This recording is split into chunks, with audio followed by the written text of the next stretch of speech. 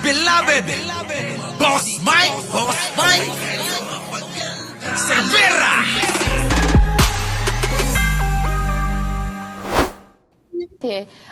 First eto, week of Wait. Eto ho, mga kababayan, si ate ha. Opinion niya ito. Pakinggan natin ha. Opinion niya ito ha. Opinion niya. Ito ho, mga kababayan, ay nakita niya. Opinion niya, napanood niya, nanood siya. Yan, parang tayo. Ano ang opinion ni ate na ganda? Parang nakikita ko kasi, Na? nitong first week of trial, ginawa lang nila tong platform for grandstanding and narrative building. Kumbaga, ginamit nila yung airtime nila and sound bites nila para mag-feed ng bagong script sa mga DDS trolls. Ito yung ine-echo ng mga trolls saka ng mga organic people who are DDS. So, nakikita ko rin dito, si Attorney Nervasa, mandami siyang questions na wini-withdraw, di ba? Hindi naman ako legal expert. Pero nakita ko, pag na-implant mo na yung opinion na yun sa utak ng mga tao nanonood sa YouTube at Facebook, kahit i-withdraw mo yung question, magagamit na nila yun for their, their script para lalong i-divide yung mga tao sa isa't isa. Ayun na nga ate, sinabi ko na yan eh. Etong mga depensa, totoo John Wick itong sinasabi ni ate ganda. Ang ginagawa ng depensa, nagtatanim ng mga idea na pupulutin ng mga nagpapakalat sa social media. Yan tignan nyo si Vic Rodriguez. Kita nyo yung kanyang pananaw? Bakit? Kasi may script sila. Kailangan mag-grandstanding ang depensa para meron silang sakyan. Nakuha nyo? Nakuha nyo, Marijo? Aileen Sabala, nakuha mo? Edelberto Sandoval. So, yun ang nangyayari ngayon. Jackie Duque. Tingnan nyo ang ginagawa ni Vic Rodriguez, di ba? Pinapalabas niya na nadurog daw ang prosecution. Itong panel ng prosecution, mga kababayan na pinamumunuan nila, Luistro. Durog daw. Hindi naman ganun yung karamihan ng nakakaunawa. Kung hindi, mga kababayan, itong ginagawa ng mga depensa na magtanim ng kung ano-ano, tapos babawiin, I withdraw your honor. Nasabi ko na yan di ba mga kababayan? Nasabi ko na yata yan, Boss Mike Ano yan, tingnan nga. Ako ramdam ko na itong si Sara Duterte may impeach talaga. Ako to Napanood nyo na ba to? Hindi pa yata. Nakita naman natin Si Sara Duterte wala naman dala-dala, sabi ko nga kanina. Ang Sara Duterte nyo walang dala-dala na pangdepensa. Parang may kambal ngayon. Nakita nyo? Sinabi ko na yan matagal na. Halos 1 linggo ko nang sinabi yan na ang Sara Duterte ay walang dala-dala talagang pangdepensa. Ulitin nga natin, Boss Mike. Boss Mike! may kambal ako. Alam nyo naman. Ako ramdam ko na itong si Sara Duterte may impeach talaga. Talaga. Nakita naman natin Gaano ka kasigurado? Ibash natin to. Ibash natin. Gaano ka kasiguradong mai-impeach si Sara? Di ba na? Oy! Mike Cerverang, 01.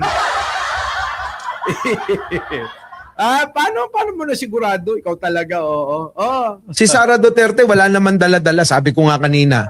Ang Sara Duterte, dali. Nagre-request pakiulit daw. Ito na, andali. Ito na, ulitin natin na pakinggan natin. Sige. Alam nyo naman.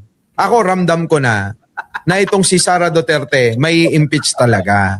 Nakita naman natin Si Sara Duterte wala naman dala-dala, sabi ko nga kanina. Ang Sara Duterte nyo walang dala-dala na pangdepensa.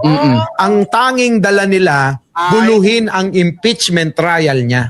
Correct. Kaya kung makakita mo, yung mga abogado, puro objection. I withdraw. Anong klase yun? Meron pa, Boss Mike! Meron pa. Magkaiba lang yung salamin namin. Yung suot niya, Gucci. Sa akin, LV. Louis Vuitton to Yung sa kanya, Gucci.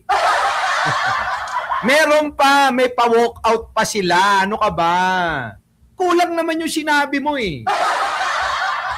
Kulang yung sinabi eh, di ba? Merong objection, Your Honor. Meron na I withdraw, Your Honor. Eh, yung kulang. Oh, may nag-walk out. Nag-walk out yun! Eh, kulang-kulang pala yung sinasabi mo eh. Oh, ano? Nung nag-walk out daw, ay mga kababayan, oo, nahuli na daw yung nag-walk out. Oo, nag-walk out daw nung natapos na daw ang Vengador. Okay, sige, pagbigyan na natin. No?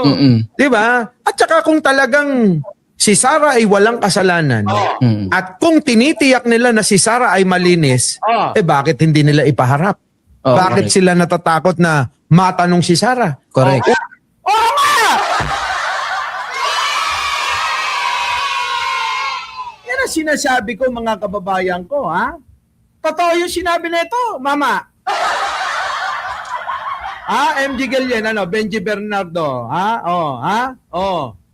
di ba? Ran Cudi, di ba? Jason Permin. Olive Macapagal, totoo yung sinabi.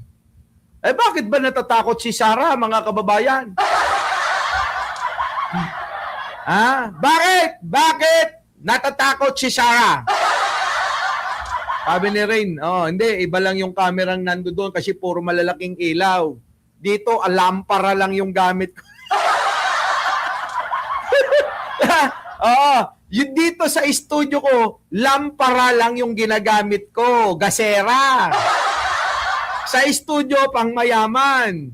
Kaya pag nandun ka, alam mo, pag nandun ka, nako, mga kababayan. Magaling, Merites, bilib ako rito? Tama, mga kababayan. Kaya huwag na kayong magtaka bakit iba kulay. Kasi nga, ang mga ilaw doon pang mayaman. Dito sa studio ko, gasera, lampara. Andali nga, ulit. Banata mo. Alam nyo naman. Ako, ramdam ko na itong si Sara Duterte, may impeach talaga. Nakita naman natin eh. Si Sara Duterte, wala naman dala-dala. Sabi ko nga kanina. Ang Sara Duterte nyo, walang dala-dala na pang-depensa. Ang tanging dala nila, guluhin ang impeachment trial niya. Kaya naman pala sila, ganon, may pet service.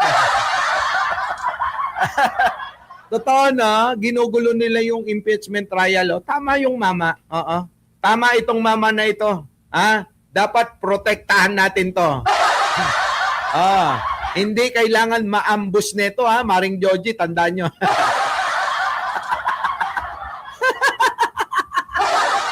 Oy, baka ma-ambush ito. Alam nyo naman ang mga kalaban.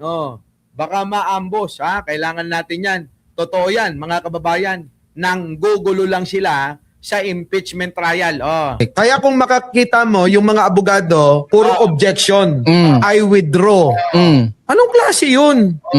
Oo nga naman. Wala bang pagtatanggol na iba? Wala ba kayong maipakitang ebidensya? Puro objection, I withdraw. Puro ganon.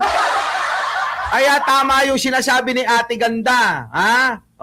Malamang kung wala si Jen Angeles, silang dalawa magkasama. Diba? At saka kung talagang si Sarah ay walang kasalanan, at kung tinitiyak nila na si Sarah ay malinis, bakit hindi nila ipaharap? Bakit sila natatakot na matanong si Sarah? Correct.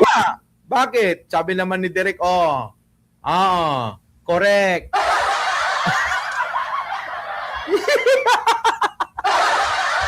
Tatawa ako kay Derek isama natin si Derek. Shoutout kay Derek Freddy. Sabi ni Derek, tama. Correct. Di ba mga kababayan? Kaya tama si ate.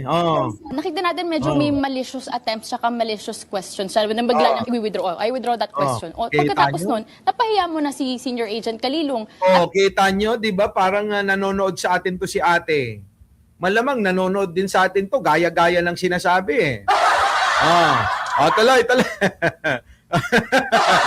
Ayop ka, spotlight, eh, dinasilaw ako. O, ito na. At the same time, pinapahiya mo na rin yung yung prosecution. So Ah. nakita ko nga, ginagamit na naman nila to bilang narrative building nila. So sana sa mga susunod na linggo ng impeachment trials, maiwasan itong pangga-grandstanding nila and narrative building to feed more script and to feed more hate sa mga tao online.